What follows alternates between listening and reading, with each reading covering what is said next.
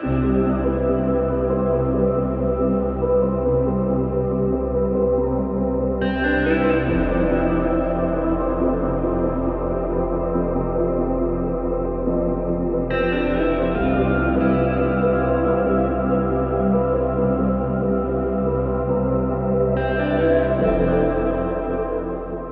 justement, l'idée du film part d'un travail que j'ai essayé de réaliser sur la question de la souveraineté alimentaire. Et j'ai écrit un papier qui était aussi une communication, maintenant il va être publié, où j'essaie de montrer que dans le temps, dans nos villages, dans nos communautés de montagne, les gens vivaient une certaine souveraineté alimentaire. Ils arrivaient à vivre sans avoir besoin de l'extérieur, de vivre juste avec ce qu'ils produisent, ce qu'ils savent transformer. Ils savent aussi, thésauriser ou engranger, etc., conserver en gros. Et donc, quand j'ai fait ce premier travail, que j'ai fait d'ailleurs à travers un certain nombre d'entretiens avec les gens, mais aussi à partir de mon propre savoir, parce que moi je suis issu de cette région, j'estime que je la connais assez bien, pour ne pas dire très bien, et c'est à partir de là que je me suis dit, ça vaut le coup que j'en fasse un film. Alors maintenant pour l'anecdote, et pour être très honnête, l'idée de ce film n'était pas à l'ordre du jour. Et en fait, je voulais faire autre chose, mais d'une autre manière. Je voulais filmer, en fait, un vieux monsieur qui était, à l'époque, je parlais d'informateur, maintenant je parle d'interlocuteur, avec qui j'ai travaillé dans les années 80. Et je l'ai rencontré par hasard, il y a quelques années, 2 ou 3 années, au souk. J'ai pris des photos avec lui, je les ai mises dans Facebook, j'ai eu beaucoup de réactions. Et j'ai compris que tous ceux qui ont réagi ont voulu que j'en fasse un documentaire. Et effectivement, je voulais faire ce documentaire avec lui parce que je sais qu'il a une connaissance du pays, qu'il connaît l'histoire du pays. Je voulais aussi revenir sur le rapport de l'anthropologue avec les gens avec qui il a travaillé par le passé. Quelque chose qui est vraiment fascinant, revenir sur les épisodes, etc. Et par là même, essayer de comprendre toutes les mutations dans le bled, etc. Alors ce monsieur s'est désisté à la dernière minute, et c'est, comme je me trouve avec une équipe, il n'y a que Hicham Semlali qui m'a toujours accompagné, celui qui prend les images et celui qui fait le montage. Donc on a décidé d'aller faire des entretiens avec les gens sur la base de cet écrit que j'avais déjà sur la souveraineté alimentaire. Et c'est comme ça que ce documentaire a été fait. Le point de force de la journée, c'est d'avoir renoué avec cette vieille tradition des ciné-clubs. Et que précisément, c'est pas du tout une journée, ces journées académiques où on n'en peut plus, on s'ennuie, où c'est extrêmement normé et cadré. Ce format ciné-club et discussion, c'est à la fois très riche, parce que jamais j'aurais pensé ça en commençant la journée, mais moi ça m'a donné des tonnes d'idées et d'envie. Finalement, alors que jusque-là, j'aurais jamais pu penser que sur mes terrains, l'audiovisuel aurait pu fonctionner. Et les discussions comme ça, qui sont pas du tout, qui viennent spontanément, où il n'y a pas cette dynamique qu'on peut avoir dans des colloques très classiques, académiques, où chacun fait son singe savant sur sa matière. Là, au contraire, c'est un vrai, si je dois finir sur quelque chose, c'est un vrai espace de liberté, et quand on passe une journée pareille, on comprend pourquoi on fait de la recherche, parce que c'est un grand souffle d'air. Le film sur la pastèque, qui s'intitule La pastèque de la discorde, donc c'est un film en fait qui ne remplace pas les articles scientifiques. Il vient compléter un peu les articles scientifiques pour toucher aussi un autre public avec d'autres mots, d'autres termes plus accessibles. Ce film nous a pris un peu, on va dire, 5 ans de recherche, mais la production du film, c'est depuis 1 année et demie, donc de filmage, de retour sur le terrain, de contact avec les gens, d'écriture un peu du scénario, même si les résultats de recherche sont là. Et l'idée, c'était aussi de mettre en débat aussi les questions un peu de discorde, justement, autour de la pastèque. Est-ce que réellement c'est une culture hydrovore qui consomme beaucoup d'eau? Est-ce que c'est une culture juste étiquetée par ça, sachant qu'il y a beaucoup de débats publics autour de ça, mais aussi sur la production de la pastèque dans le désert. Ce qui pose les questions de débat, non pas sur la pastèque dans le désert, mais sur l'agriculture de désert en soi. Donc nous, c'est ça ce qui nous interpelle le plus. La pastèque, c'est une entrée pour discuter justement le modèle agricole et de discuter cette agriculture irriguée dans le désert. Donc le film a été fait aussi avec des agriculteurs de différents types. C'est aussi l'objectif, parce qu'on a tendance à se dire la pastèque c'est que des intermédiaires qui la font, etc. Et on oublie qu'il y a aussi des petits agriculteurs autochtones qui vivent aussi, que la petite production de pastèque leur a permis d'avoir un revenu qui n'existait pas. Et du coup le film rend compte aussi de cette typologie et qui a aussi différentes facettes de la pastèque. Donc je disais que j'avais un texte rédigé, ça veut dire qu'il y a une réflexion qui était déjà faite avec une hypothèse, avec des arguments qui viennent du terrain, avec des paroles d'acteurs et tout ça. Et donc ça me semblait assez facile d'aller faire un film, d'aller reprendre les interviews, pas avec les mêmes personnes, avec là j'ai choisi des personnes d'un certain âge, ceux qui restent comme des gens qu'on peut appeler les vieux. Et là je ouvre la parenthèse pour te dire que je me rends compte que c'est moi le vieux maintenant quand je reviens au bled, parce que les gens maintenant, les gens de 80 ans et tout ça, ils sont tous partis. Et c'est à partir de là qu'on a filmé des entretiens avec les gens qui se sont avérés très, très instructifs. Les gens parlaient de façon extraordinaire de ce passé, de leur savoir, et ils maîtrisent ce qu'ils disent. Et ils suivent aussi tous les changements qui sont advenus depuis. Et c'était très riche du point de vue anthropologique. Maintenant, sur le plan des images, on n'a que des images de gens statiques qui répondent à des questions, qui sont en train d'être filmés, en train de répondre à des questions. En fait, pas à des questions, parce qu'en fait, on leur demandait tout simplement une seule question. Et après, bon, il y a des petites questions de relance.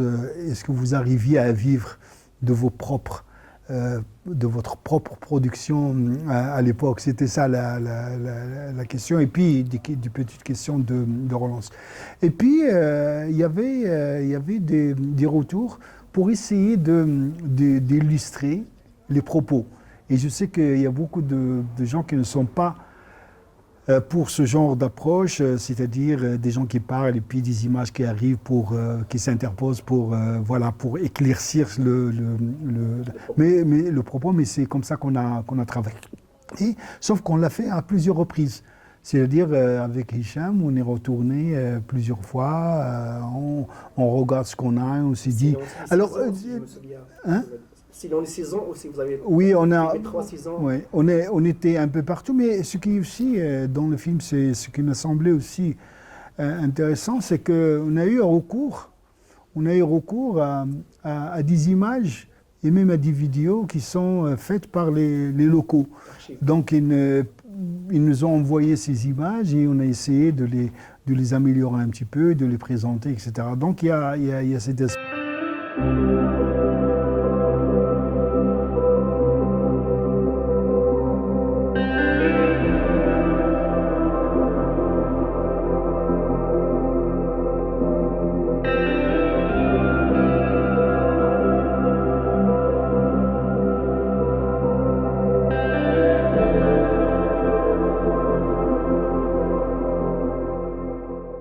On est en train de faire un film, là je vais te dire le titre, qu'on a appelé, tu vois là, maintenant on a un titre avant qu'il soit né, donc on l'a appelé Le Dernier Mohican, donc c'est un titre d'un film célèbre, mais aussi c'est tout simplement ce titre, Paroles et mélodies d'un berger. Nous sommes allés d'aller voir et passer une journée avec l'un des derniers bergers éleveurs qui reste chez moi, et dans le douar que tu connais de Taormat.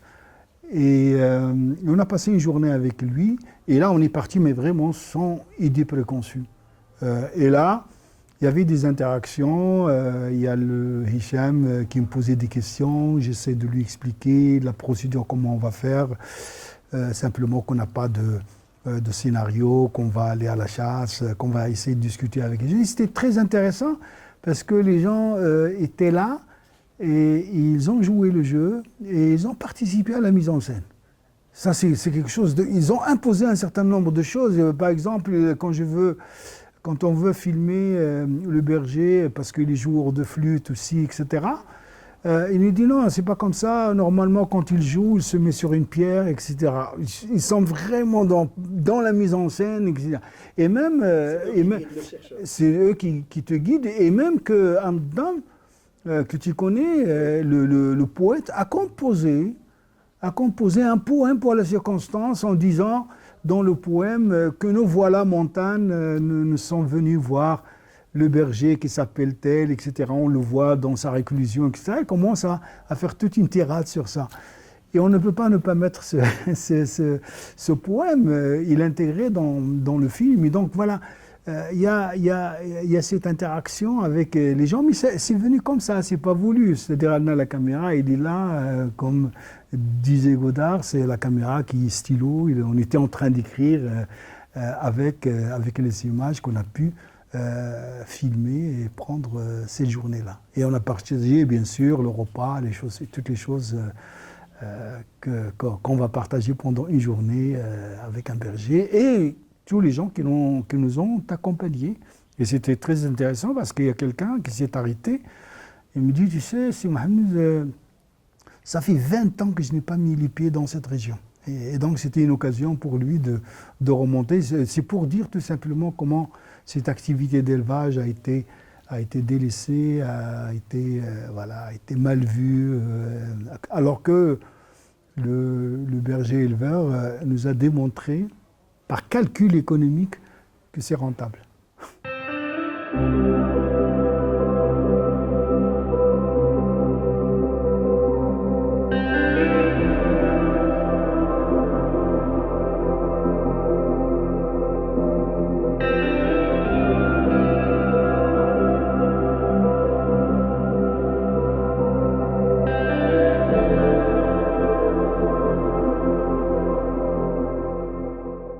Je crois que depuis que j'ai commencé à vouloir faire des films et à les faire, effectivement, c'était en 88, et c'est venu suite à mes investigations dans le cadre de ma thèse de doctorat.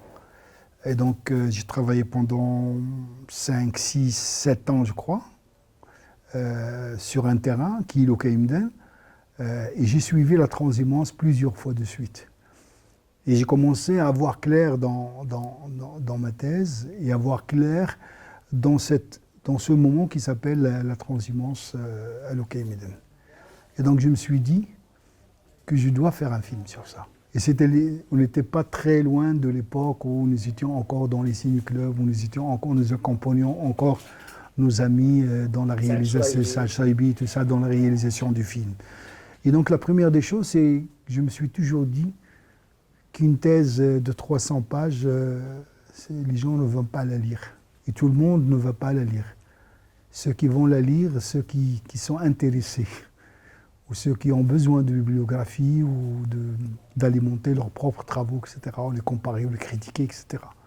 Mais un film, on peut, à travers un film, passer pas mal de messages qui sont là, dans le texte, et les montrer de manière visuelle. Et donc, toucher un public un peu plus large. Il y a cet aspect qui est très important. Le deuxième aspect, comme tu l'as souligné, effectivement, en faisant un documentaire, c'est un document. C'est de l'archivage. Donc, c'est des moments pris sur le vif qui vont rester là, qui vont être conservés et qui vont être versés dans la mémoire de cette région, de cette communauté, etc. Et c'est pour ça que je pense que chaque document, chaque documentaire, etc., est une page d'archives. La question qui se pose pour ce genre de film est celui effectivement de la diffusion. Pour moi, le premier public qui m'intéresse le plus, c'était mes étudiants. Surtout moi, j'enseigne dans une école d'enseignement agronomique et la sociologie est un petit peu quelque chose de très compliqué pour eux. Et j'ai vu qu'à chaque fois où je projette des films, parce que j'ai fait celui sur l'intrusion dans l'Atlas pastoral sur la transhumance, j'ai fait un autre sur les nomades de l'oriental qui s'appelle Itinéraire nomade, et un troisième sur la danse esquirine. Je vois qu'ils accrochent, qu'ils sont très intéressés, que ça suscite des questions insoupçonnables qu'ils ne peuvent pas poser dans les cours. Par exemple, quand ils voient la tente nomade, ils me disent il y a encore des gens qui vivent comme ça. Et donc c'est intéressant qu'ils sachent qu'effectivement, nos communautés, nos ruraux vivent différemment, d'une autre manière, qu'ils contribuent à l'économie, etc., par l'activité pastorale, par l'activité agricole. Ça, c'est un premier volet. Le deuxième volet, c'est que quand on a des colloques ou des séminaires ou comme ça, thématiques, très souvent, on passe des films. Et c'est accepté, donc il y a ce public-là, des colloques, où il y a des enseignants, des chercheurs, etc., qui peuvent être réceptifs. J'ai fait dernièrement, ou 2 fois, l'expérience de festival. J'ai un premier festival en France, qui s'appelle le Festival des Grands Espaces, où le Maroc était l'invité d'honneur. Je ne sais plus en quelle année, mais c'est pas... Et donc j'ai pu projeter ce film. Et dernièrement, le dernier film que j'ai fait, à Houz, je l'ai projeté pas à Djerba, mais dans un autre festival en Tunisie.